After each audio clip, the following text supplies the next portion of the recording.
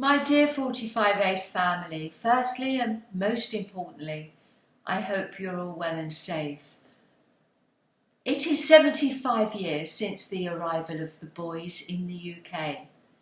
They arrived in 4 groups, and it is with absolute pleasure that now we tell the story of the second group, the Southampton Boys.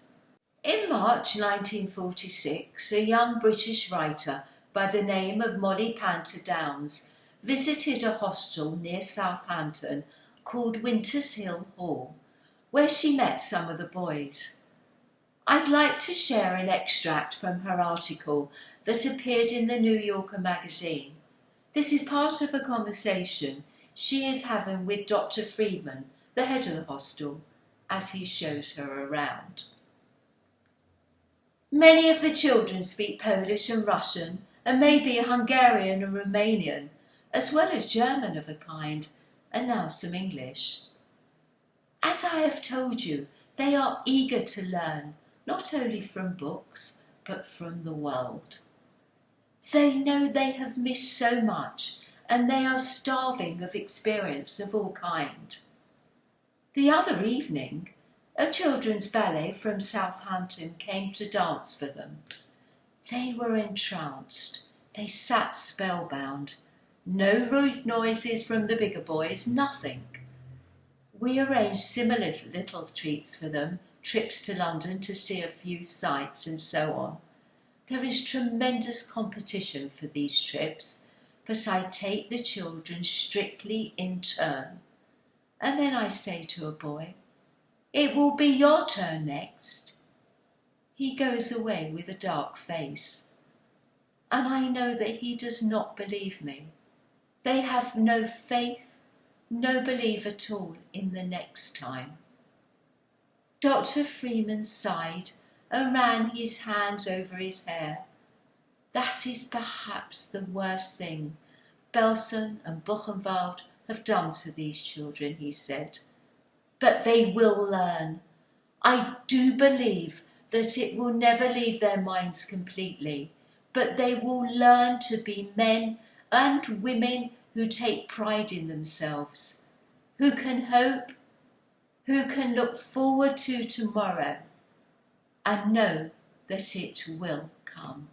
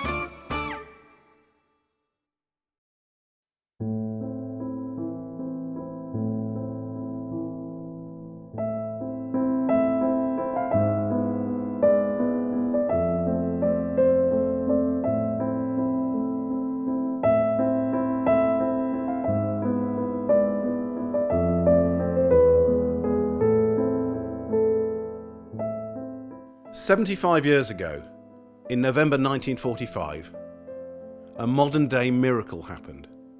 A group of more than 150 orphans who had survived the Nazi concentration camps arrived here in England in Hampshire to start new lives.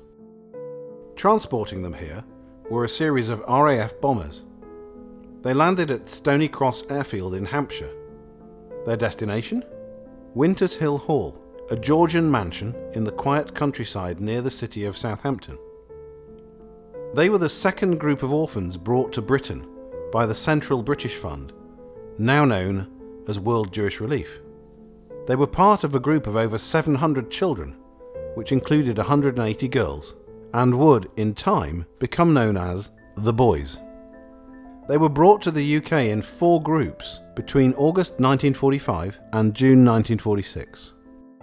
The Southampton Boys came from various displaced persons camps, known later as DP camps, that were set up after the war throughout Allied-occupied Germany.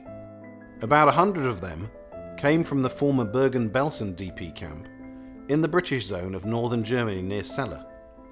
Others came from the Feldafing DP camp and from the Kloster-Indersdorf DP camp in the American zone close to Dachau in the south of Germany near Munich. Among the child survivors in the Feldafing DP camp were Ivor Pearl and his elder brother Abraham. They were born to a very religious family in the town of Mako in southern Hungary. I was 13 years old and a few months, just got of the bar mitzvah in the camp. And after about a couple of months, my brother and I said, well, why don't we go back to Hungary to find out who's alive from our family? And I remember walking along a lovely sunny day, and he says, all right, we'll ask, where's Hungary? After Hungary, where's Moscow? We had no idea. And after about an hour, walking the lovely Bavarian sunshine, the fields, there's about 6 Jewish prisoners, not Jewish survivors, going back to the camp. And they see 2 boys walking away from the camp. Hey boys, where are you going? They said, look, do you know where Hungary is? I said, well, we'll ask. He said, no, I'll tell you what, come back. There's a United Nations office in the camp itself. Why don't you go there, find out if any people survived, and if they survived, they'll help you to go back. They came back the following morning, and they said, I'm sorry to tell you that as far as we know, there were 11 of us, 9 children, 2 parents. And they said, I'm sorry to tell you that none of them survived. In the British zone, recuperating in the Belsen DP camp, was another Southampton boy, David Peterson. David was born in Ossikoff in Poland. He described how he was reunited with his surviving cousin, who took him under her wing and made sure that he got the chance of a new life in England. I remember vividly where somebody was waving to me from the other side, and I didn't take any notice. But eventually I found out that a cousin of mine, which her name was Genia Binder. She lost all her family in the camp, and she was the only one left. When we found out, so she more or less was guarding me, make sure that I leave, because being a nurse, and she had something to do with the doctor who actually examined, they had examined the boys that are quite well to come to England. So she made sure that I be one of them, and fortunately I was. We come from a very religious family, and where did we go for advice? So we had to go to the rabbi, the very famous Klausenberger rabbi there, and we went to ask him for advice. And he said, look, as far as he's concerned, the first transport that goes out of the camp, you must leave. It doesn't matter where it went. But of course, the first transport came to England, and being the youngest survivor, we had the first choice. So one day they came along and says, don't say anything to anyone. Get yourself ready for 12 o'clock tonight, you're being taken somewhere. At midnight, 12 o'clock in the autumn, 3 lorries, American lorries, army lorries, turned up. So of course we turn up at the airport, at the Munich airport, and there's a commotion going on. So what's the problem? He says, England is fog bound. The planes cannot take off. You know, we were all waiting, the planes were already waiting for us. We couldn't go on there, so they had to take us somewhere. That's when they took us to the nunnery. The nunnery that Ivor was taken to was the Kloster-Indersdorf DP camp, the first displaced persons camp dedicated to the care of children in the American zone. Greta Fischer, a Czech Jew who had fled to London before the war, was Chief Child Welfare Officer there.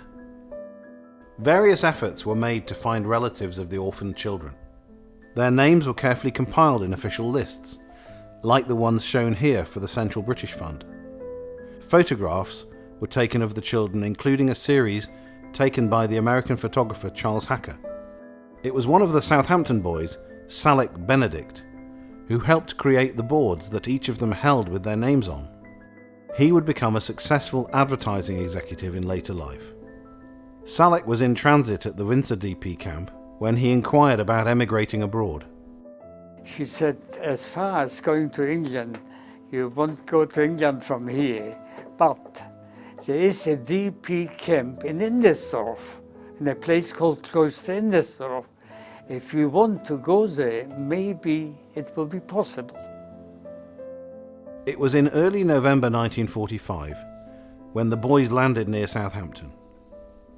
On board one of the flights were the Pearl brothers. It's the first time I've even seen an aeroplane to be flying. It was like an adventure. I remember before we were boarding the plane, we were given a packed lunch or something as well by the RAF. When we arrived in a coach at the place itself, and that's a madrichim, that was the people, you know, outside singing about Havinu Shalom Aleichem. You know, I don't know if it means that, Havinu Shalom Aleichem. It's the first time we're clapping, and it was a wonderful feeling. Another of the boys, who came from Kloster Indersdorf, was Alec Ward. Alec was born in Parasov in Poland and had a very happy childhood there before the war. His grandson, Liron, visited Stony Cross Airfield in November 2020, almost exactly 75 years to the day of Alec's arrival in England. Alec Ward later wrote, "On the flight to England, I remember being very apprehensive as many things were worrying me. For example, at that time I had forgotten my birthday. Would I be able to learn how to speak English? Would I have the opportunity to learn a trade or profession? What kind of people were the English? Would they force me to change my religion? These questions and others need not have worried me, as on arriving in England I found nothing but wonderful hospitality. We had landed at RAF Southampton, where the staff gave us a wonderful tea with cakes and oranges. On arrival, the children were taken by coach to Winters Hill Hall on the outskirts of the village of Durley.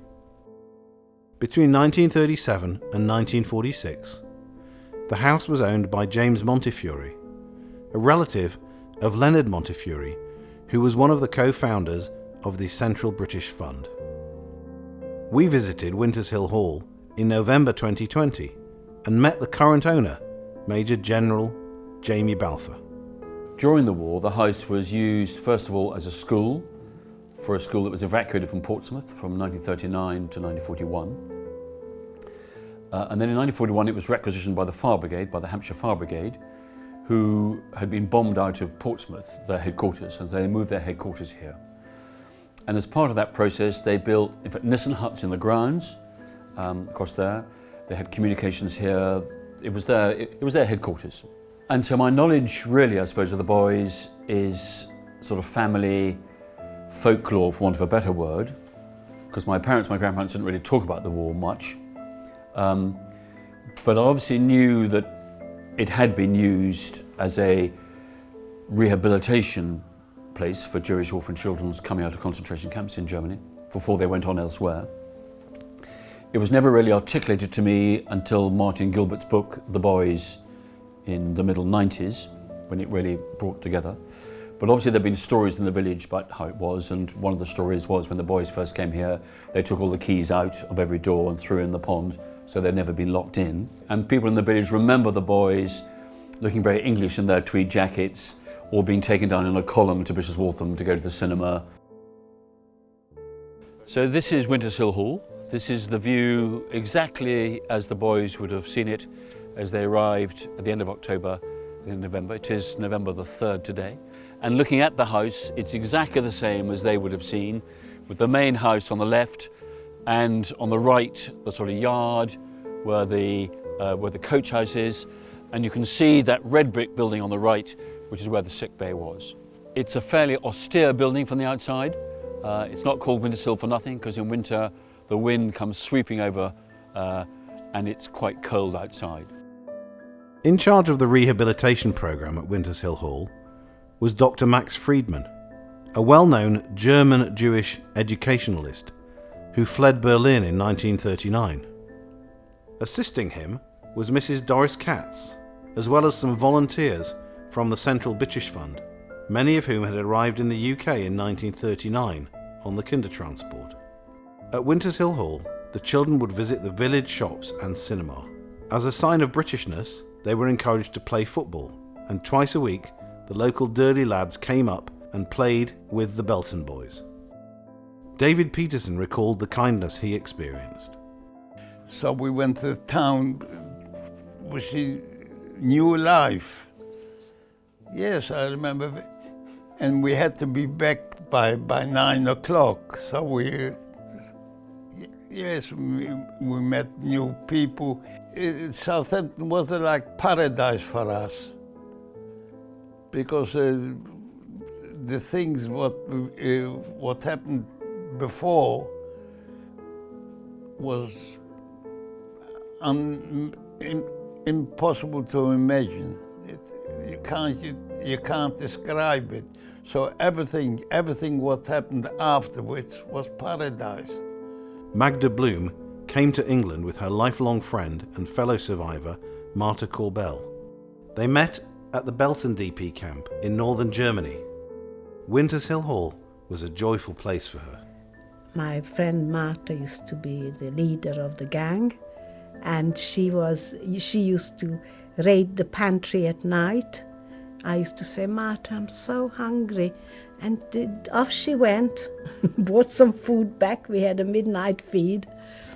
And we used to go into Winchester. From there, we used to walk. And I remember the people came to film us, the newsreel came to film us, and we had to do dancing and Hungarian dancing. And then we went to see ourselves on the newsreel in Winchester. We had biscuits. We haven't seen biscuits for a long time. And we had given various things like chocolates. And when we were at the home, we were given clothing, but of course not new. It was second-hand, but they were very nice. Liron's grandfather, Alec Ward, also remembered fondly his time at Winters Hill Hall. We lived at Winters Hill Hall near Southampton for a while, and I remember I was intoxicated with the freedom in England. I could walk freely wherever I wanted.